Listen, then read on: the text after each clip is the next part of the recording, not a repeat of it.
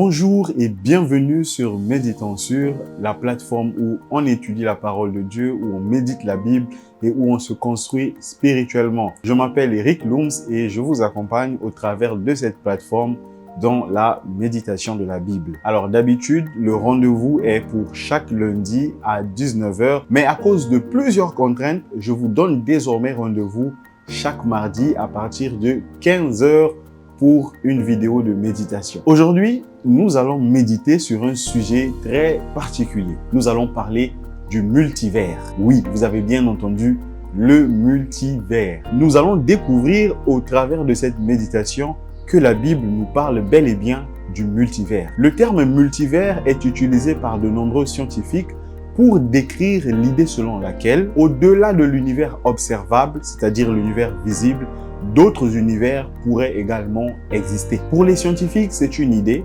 mais la Bible nous révèle qu'il y a bel et bien un autre univers au-delà de l'univers observable. Ce sujet est extrêmement vaste et nous ne pourrons pas le traiter en une seule vidéo. Donc, cette méditation sera bipartite. Aujourd'hui, nous parlerons généralement de l'univers invisible et la semaine prochaine, nous parlerons spécifiquement des êtres qui peuplent cet univers. Si vous êtes prêts, découvrons notre texte de méditation.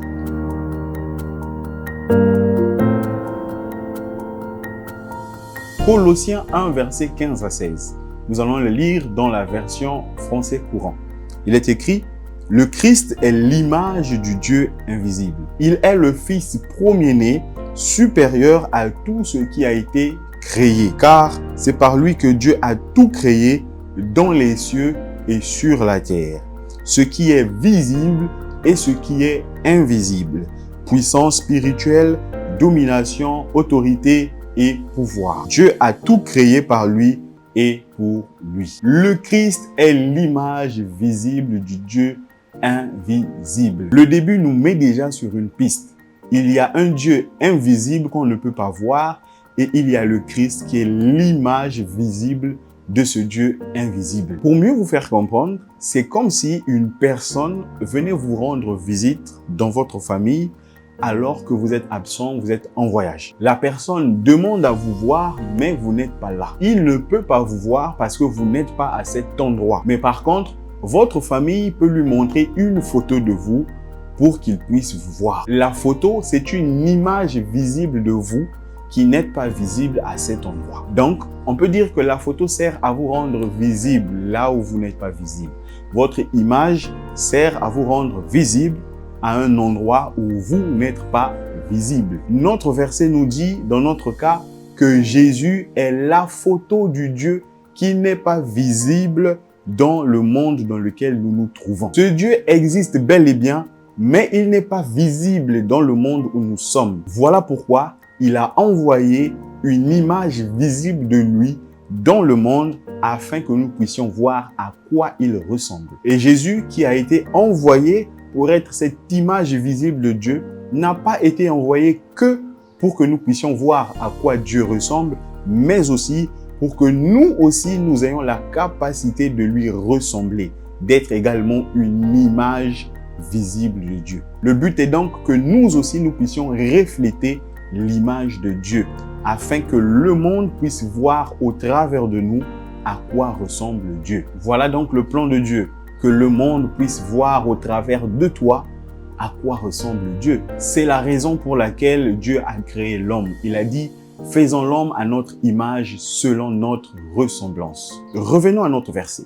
La suite du verset nous dit que c'est par lui que Dieu a tout créé dans les cieux et sur la terre, ce qui est visible et ce qui est invisible. Puissance spirituelle, domination, autorité et pouvoir. Dieu a créé les cieux et la terre, et dans les cieux et la terre, il a créé des choses visibles et des choses invisibles. Ce verset nous dit clairement qu'au-delà du monde visible que nous voyons, composé d'océans, de vallées, de montagnes, de collines, qu'il y a également un autre monde parallèle composé d'éléments invisibles que nous ne pouvons pas voir à l'œil nu, le multivers. Waouh! Et parmi toutes ces choses que l'on ne peut pas voir selon ce verset, il y a les puissances, les dominations, les autorités et les pouvoirs. Il y a également d'autres objets qui ne sont pas mentionnés dans ce verset, comme par exemple une échelle qui est tellement grande qu'elle touche le ciel et la terre. Nous pouvons le lire dans Genèse 28, verset 12. Dans le monde invisible, il y a également des vallées, des collines ou des déserts. Ézéchiel 37, verset 1 à 10 nous révèle quelque chose de très intéressant que nous allons développer plus en détail la semaine prochaine. Au verset 1, Ézéchiel nous dit qu'il fut transporté en esprit, non pas physiquement, mais en esprit dans un lieu. Le lieu dans lequel il fut transporté n'était pas visible à l'œil nu, mais c'était un lieu spirituel. Il y a également Matthieu 12, verset 43, qui nous révèle que lorsqu'un esprit mauvais est sorti de quelqu'un, il erre ça et là dans les lieux déserts, à la recherche d'un lieu de repos, et il n'en trouve pas. Les lieux déserts dont il est question ici, ce n'est pas le désert du Sahara. Un esprit se meut dans le spirituel. Par la grâce de Dieu, nous en parlerons encore en détail la semaine prochaine. Mais ce qu'il faut savoir, c'est que les lieux déserts où errent les esprits mauvais sont des lieux spirituels qui ne sont pas visibles à l'œil nu. Et oui, le monde spirituel est très vaste. C'est tout un univers invisible. Maintenant, il y a un principe fondamental qui régit l'univers visible et l'univers invisible qu'il est important de comprendre. De la même manière que Christ est l'image visible du Dieu invisible, le monde visible ou l'univers visible est l'image de l'univers invisible. En d'autres termes, le monde visible est la représentation du monde invisible.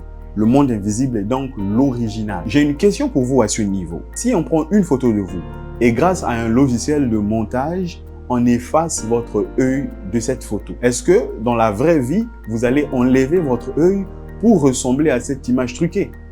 Je pense que la réponse est non. Mais par contre, si vous perdez réellement au cours d'un accident un œil, l'image de vous, la photo de vous avec vos deux yeux n'est plus vraie. Elle ne reflète plus la réalité. Elle est obsolète car elle ne reflète pas votre véritable image. À ce moment, vous devez prendre une autre image actualisée de vous. J'explique cela pour vous aider à comprendre que le monde invisible influence le monde visible. Il y a un verset qui le dit. Lisons Hébreux 11, verset 3. Par la foi, nous comprenons que l'univers a été harmonieusement organisé par la parole de Dieu et qu'ainsi le monde visible tire son origine de l'invisible. Lisons également ce même verset dans la version 8 secondes. Il est écrit « C'est par la foi que nous reconnaissons que le monde a été formé par la parole de Dieu, en sorte que ce qu'on voit n'a pas été fait de choses visibles. Le monde visible a été formé par la parole de Dieu. » Ce verset nous apprend deux choses très importantes. Premièrement, l'univers est harmonieusement organisé. Il y a une harmonie dans l'univers. Il y a la Terre qui tourne autour d'elle-même, ce qui permet que tous les pays soient éclairés par le soleil. La Terre tourne également autour du soleil pour que il y a différentes saisons sur la terre. Il y a la pesanteur qui fait que nous ayons les pieds sur terre et que plusieurs choses soient possibles. Il y a énormément de lois naturelles et spirituelles qui font que tout soit en harmonie. Même pour que nous puissions vivre et être en bonne santé, notre corps et ce qui le compose fonctionnent en harmonie. Mais aujourd'hui, avec la pollution, il y a des dérèglements climatiques. À cause de la consommation de certaines choses et de mauvaises pratiques, le corps humain est affecté par des maladies. Il y a un dérèglement de l'harmonie. Deuxièmement, nous apprenons que ce qui a et qui peut harmoniser tout cela, c'est la parole de Dieu. La version 8 secondes du verset dit que le monde a été formé par la parole de Dieu. Le mot qui a été traduit par formé est le mot grec kathartizo. Kathartizo veut dire, premièrement, raccommoder ce qui a été abîmé. Il peut aussi vouloir dire équiper, mettre en ordre, arranger ou ajuster, mais également compléter, faire de quelqu'un ce qu'il doit être. La parole de Dieu est celle qui a le pouvoir de remettre l'harmonie là où elle a été dérangée. Et la parole de Dieu, elle est spirituelle. Elle affecte le monde spirituel qui, par conséquent, se matérialise dans le monde visible. Et nous qui sommes nés de Dieu, nous avons la parole de Dieu en nous. Et par conséquent, nous avons la capacité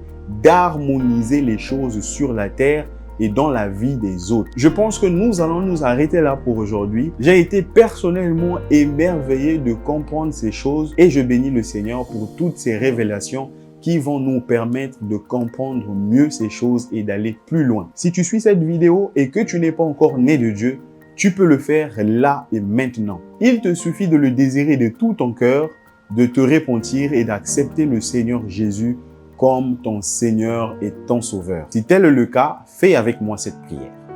Père, je te rends grâce et je te remercie pour ta parole. Merci pour ces révélations. Merci de ce que tu nous permets de comprendre davantage le monde visible et le monde invisible. C'est toi qui les as créés et c'est toi seul qui peux nous les expliquer de la meilleure façon.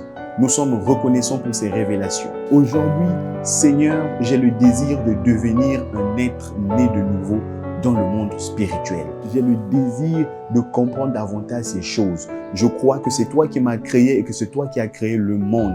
Je veux prendre la décision de te connaître davantage. Je veux naître de nouveau. Je reconnais que j'ai fait des fautes. Je reconnais que je t'ai ignoré. Aujourd'hui, Seigneur, je prends la décision de vivre une nouvelle vie. Une vie d'obéissance à toi. Une vie de soumission à toi.